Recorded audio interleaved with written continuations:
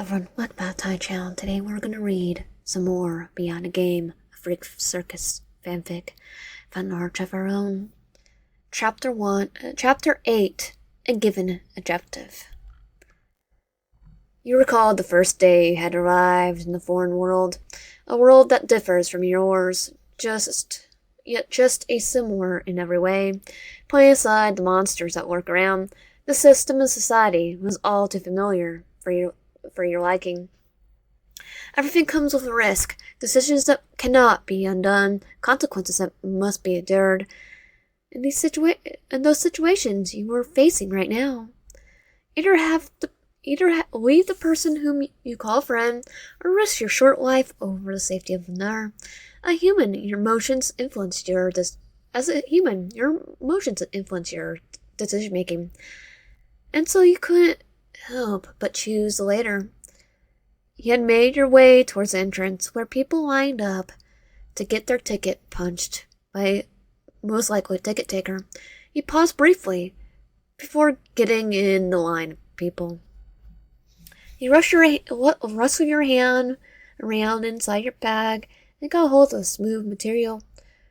Pulling out, you were once again met with the same pink ticket that was given to you all those days ago. A thought ran inside your head. Should you use this to get inside the pink ticket, where the players possibly reside? Or do you come up with another idea where you aren't risking yourself to be prey that's ready to be munched on?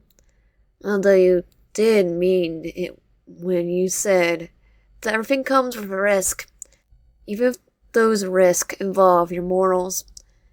You walked around the rather large venue of people, all smiling, some holding hands with their significant other, some just a group of friends. You felt bad with what you were going to do, because these people had someone that cherished them. You spotted a lonesome individual. They looked like they were somewhat in their mid-20s. They didn't move their position. It made you think whether they were waiting for someone. If they were waiting for someone, or you're just an onlooker. Whatever it may be, you'd think about it later. You start walking towards the person with a polite smile. They looked up at you with a confused but curious gaze. Do I know you? They asked, phone at hand and everything. Oh, no. It's just something came up and I already brought a ticket to the circus. It'd be a shame for it to go to waste. You look like you needed some fun in this evening. You showed them the pink ticket you were holding, which made them raise one of their eyebrows in suspicion. The tickets are golden. How did you get a pink one? Crap, you didn't think this through enough. You fumbled with your thoughts for a short while before laughing out loud, though trying to hide that nervous, crooked smile. This is a special edition. I won it from Challenge the last time I was here. You never knew you could lie so easily for your teeth. You almost gave yourself a pat on your shoulder. You could detect the still lingering skepticism in the person's face, but knew that nobody could turn down a potential free ticket, especially since the ticket in question are so expensive. A few seconds pass, and they let out a sigh. All right, I'll remember your face if it turns out to be a forged ticket. They spoke, grabbing the ticket from your hands, and head out to the line. Made sure to hide, at least out of ticket taker's view, and wait until your victim was the next one to have their ticket punched. When you saw that the ticket was given to ticket taker, you could suddenly see the way his figure stood more straighter. This is a special ticket, taker said. Expecting a ticket, come with me. You were able to see the interest in your victim's face, the excitement bubbling inside them. You almost feel guilty, but the player's life was on the line. You didn't want to disappoint Pirate. He had trusted you to save their life after all. When Ticket Taker left his booth, leading the naive individual to their doom, he made sure to fall behind while avoiding being spotted by a circus staff. Most of the fools, if they still have a mind of their own, report of your trespassing. And there are people who may report you for suspicious behavior of sort. As you follow suit, the crowd slowly became smaller from your vision, and the voices grew dimmer. It wouldn't take a genius to realize that the poor individual who got dragged into this by you, mind I add, was both puzzled and scared. But only were they far away from prying eyes. The location of this part of the circus was obviously eerie to the core. You hid behind one of the many tents as the persons paused behind Ticket Taker. Where are we going? They finally started questioning his intentions. Ticket Taker paused, stopping his movements as he slowly turned to them. You'll find out. Vague as ever. Of course, the person wasn't as dumb as Ticket Taker intended them to be. Hey, I'm not going to follow you to some suspicious back alley. They stood their ground, glaring at Ticket Taker. You swore you saw him sigh. His shoulders slumped slightly, head low and everything. You can't really tell what Ticket Taker was thinking at the moment. I mean, how were you supposed to? You wore a mask constantly, and Ticket Taker is way smarter than you in many ways, in many aspects. Kidnapping people is practically engraved in his name. You lacked the option to decline at this moment. And that moment, the person who was just standing before suddenly fell down to the floor with a loud thump. What the heck? You could barely set a proper answer in your head when Ticket Taker walked up to the unconscious body and pulled them into his arms. When Ticket Taker began moving away from the spot, you shook out your confused trance and continued to quietly follow behind him. One wrong move and you end up like that guy. Harley Quinn had just finished a show for the night. Usually he would be thankful to be done and about. It gave him time to have a moment with himself. But oddly enough, he didn't feel satisfied. Was it because he's unable to spot you through the crowd of people? Did you not like his show? Instead, choose not to show up at all? Thoughts scrambled to his head, earning a low grumble under his breath. The only reason he had prepared so much for this show tonight was in hope you would show up to see him. Guess he was wrong. Suddenly, he heard a familiar ring of bells. Turned around immediately to see Pyrot inside his tent. He was just near the entrance. Pyrot wouldn't visit him willingly. That wasn't like him, and Harley couldn't doubt that Pyrot wanted anything from him. Pyrot would rather go through dragons and ask the Green Clown for anything. Pyrot was surprised. A chuckle escaped Harley Quinn's mouth. Pyrot answered with a hard glare in his eyes that filled with hatred and disgust. Oh, come on now, big boy. What do you need? His teasing didn't help the radiating discomfort that was Pyrot. The silent clown slowly moves closer to Harley Quinn. Harley Quinn, who raised an eyebrow, though still grinning eye to eye. Pyrot let out an annoyed sigh, laying in against Harley Quinn's ear. Have you seen that human? Pyrot's question intrigued Harley Quinn. Was he asked about you? Oh, that pretty little thing, he answered, waiting for Pyrot to confirm. But Pyrot tilted his head in confusion, with a look that said, What? Harley Quinn rolled his eyes with a sigh, more amused than annoyed. The one gesture warned us about. Harley Quinn did some weird hand gestures to emphasize his answer. Pyrot didn't question the mischievous clown's action. and simply nodded. Okay, so what's about them? Harry Quinn would be lying if he said that at the mention of them, didn't stir something in him. After all, he hadn't seen you all night and grew worried. Worried? That wasn't his thing. Worried for a human? He had a jest. Or was he? Pirate's voice that was right beside his ear got him back to senses. I just thought you'd know where they were. Harry Quinn could sense the disappointment in his voice, which earned a low growl from the Green Clown. And why are you so concerned about their whereabouts, Pirate? He tried to keep cool. He didn't know why Pirate was getting his nerves just by simply using you as a sort of bait to get a reaction out of him. I'm not concerned, Pirate shook his head. Laying away from Harry Quinn, the two clowns shared a glare towards each other. It was better than slicing each other's throats open. Pirate turned his back towards Harry Quinn before making his way out of the green tent. Now that Harry Quinn was alone, he gave some thought. Where were you exactly?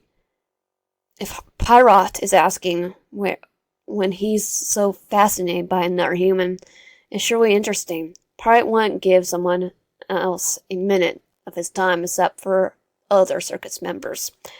The thought that you were in trouble sent chills up his spine and made him feel uneasy. He was in a silent battle between his head and feelings. His head told him that nothing was wrong, and Pirate was just trying to rile him up. But his feelings said that truly something was wrong, and he needed to check it out for himself. But with Chester around, it would be impossible to get out of his radar. Harry Quinn went outside. Maybe he can give you a visit later at midnight. It would put his heart at ease that you were safe. But why did that bother him so much? It wasn't like you were anything to him. You saw Ticket Ticker enter the pink tent. The direction was almost similar to that of the game, where if you choose to not help pirates out, it'll be unwise for you to barge in while knowing the monster was still in its cage. So you waited out. Minutes passed, or so you think. You lost count, honestly. Ticket Ticker made his exit from the pink tent and began walking away. You waited until he was out of view, until making your way inside. The lights were practically non-existent. You had to wait until your eyes adjusted to the darkness before spotting the same person tied down to a wooden pole. They were still unconscious. To relieve, he didn't want them to go screaming at you to help them, accuse you of being part of the kidnapping process, or called you slurs of giving them the ticket in the first place. The possibilities were endless. Anyhow, you quickly made your way deeper inside the tent. Looking around, the interior was almost the same like the other tents that were used for performances. There was a stage, seats, and circus props. Until the last inhabitant tent you entered on your first days, the tent didn't smell.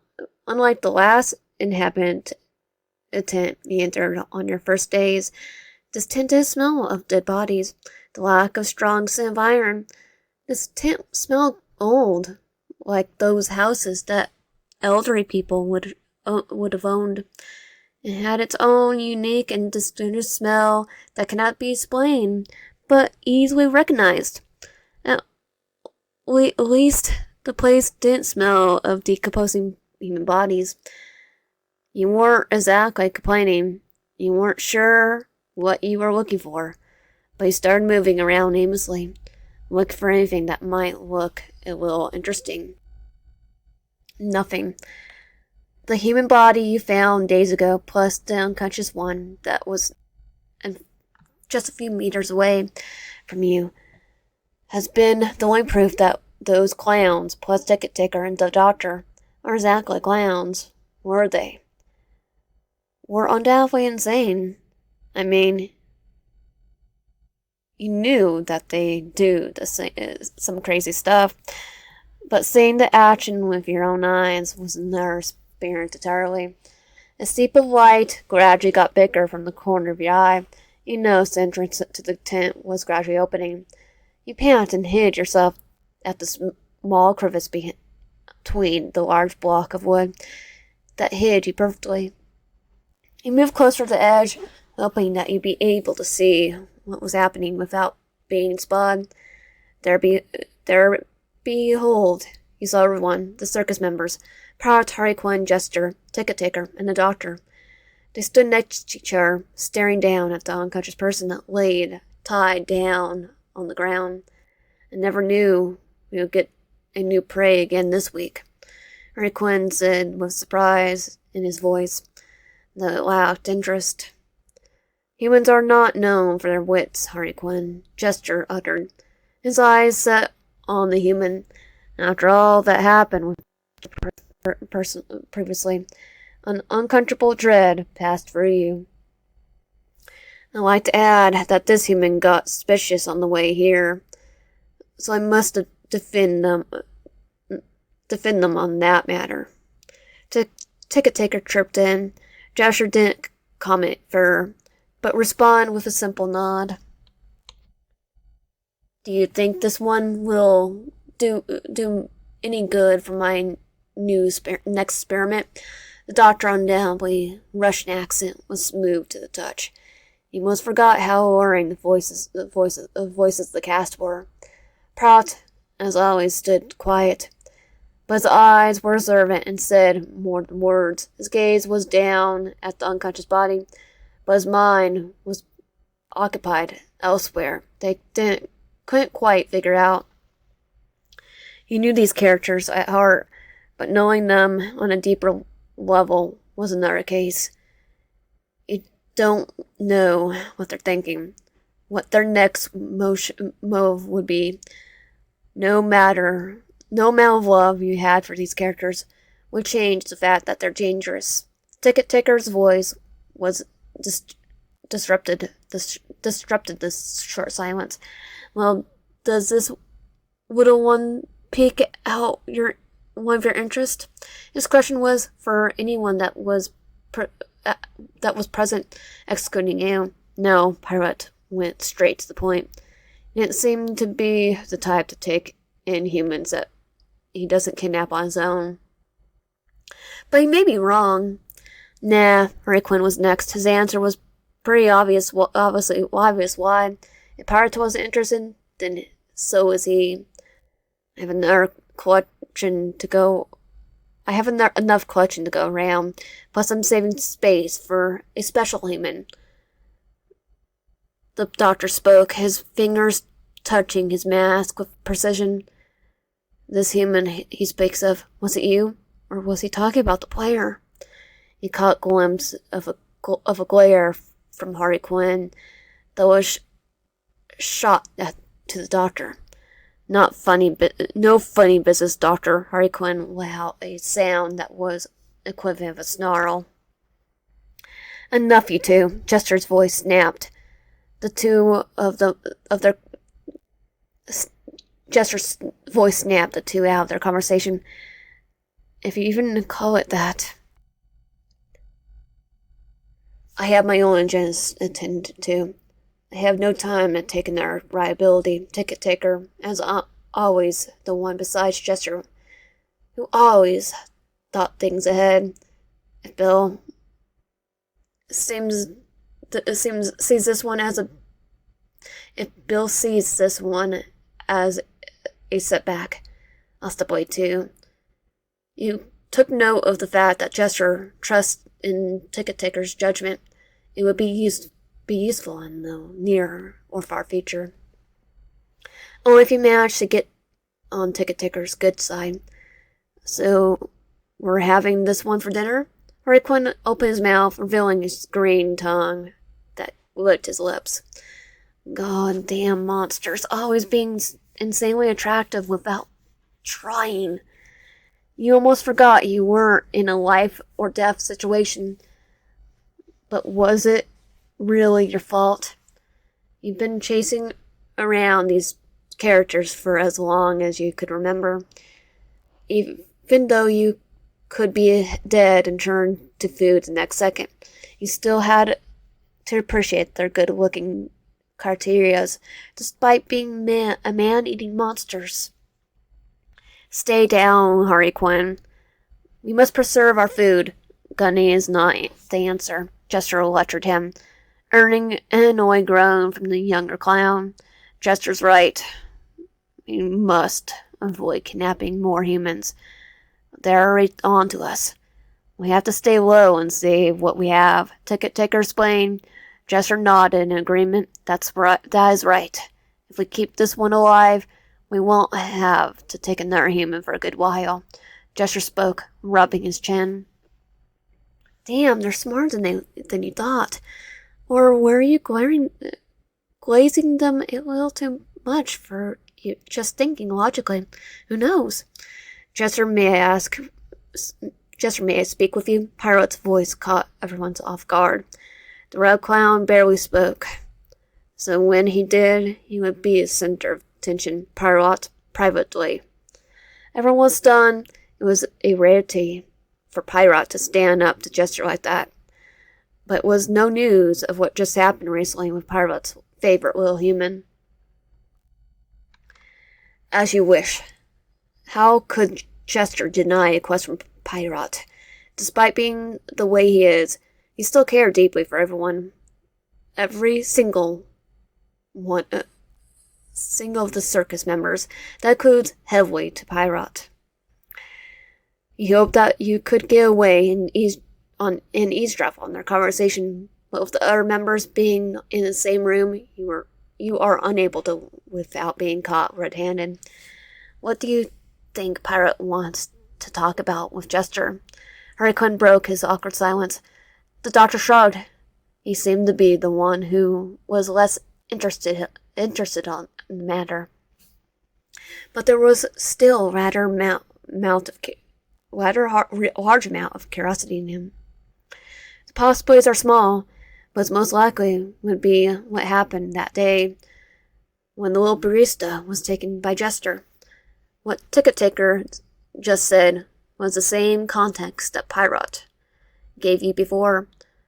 The player was taken away specifically by the Jester. But why?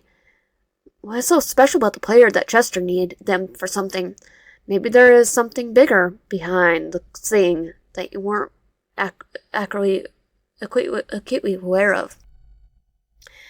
Do you know Ticket Taker? Jester usually lets you on in his sadistic experiments. Hurricane and the doctor are expecting a yes from Ticket Taker's mouth. The two masterminds were like a power couple, two peas in a pod, one of the same coin. No, he has kept it a secret, even to me. Now that was a surprise. Seriously? Hurricane let out a cackle. He couldn't help but find the ordeal interesting.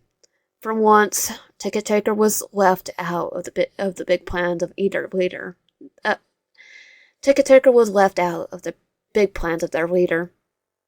So now that it's the possibility of that. Now, what is the possibility of that ever happening? The doctor asked. But even he was also amused. Ticket Taker shrugged. Despite his face being hidden, his body language said it all. He was confused. It was obvious to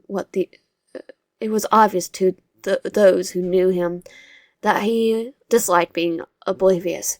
To know that he didn't know everything that was going on, that he couldn't control it. I trust Jester's judgment. He would never do anything that would put us in the circus at risk. Truthfully, that was also a lie. He would never second guess Jester.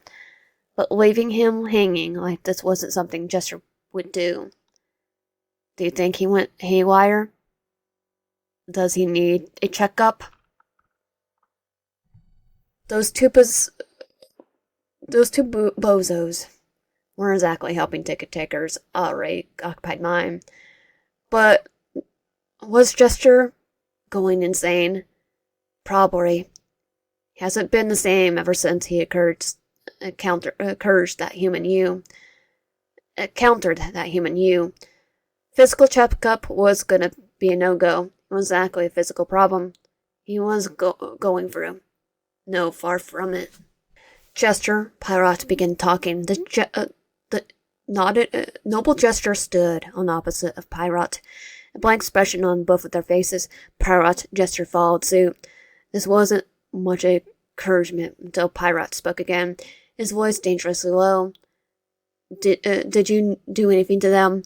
Of course, the conversation was going to be about the poor human, which Jester did not care to learn the name of. After all, they were just a pawn to be used for his future plans. No, Pirate. You hold them dear. I would not dare hurt them mentally. Half true and a half lie.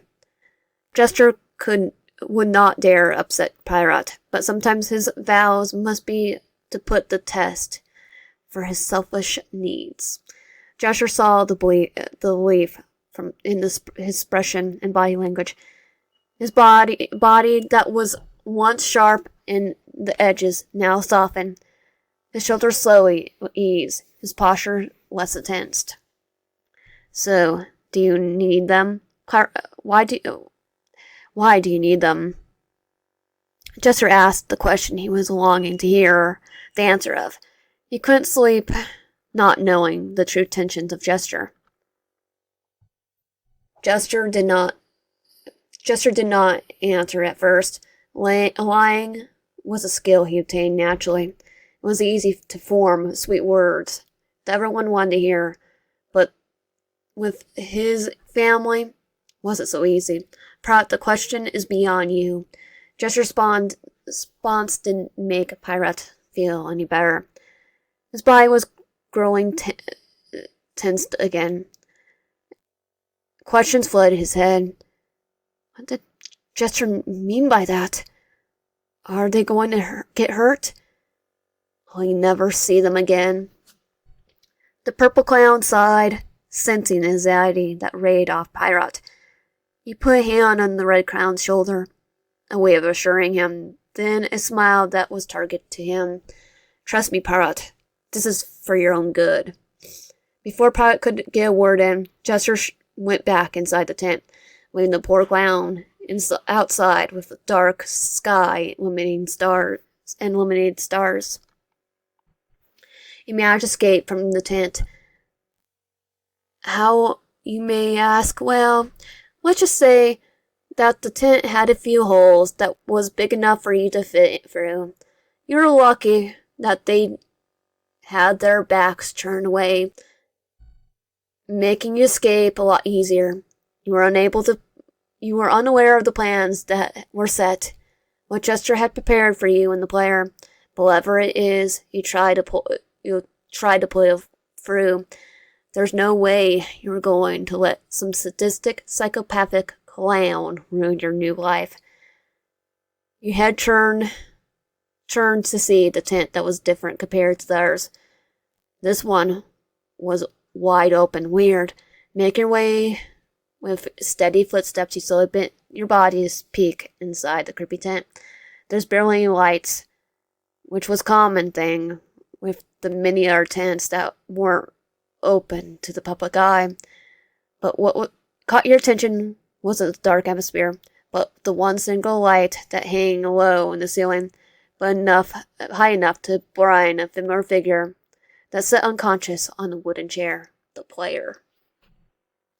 And that was chapter 8 of Beyond a Game. If you like my content, please consider subscribing. If you haven't already, comment down below and liking the video.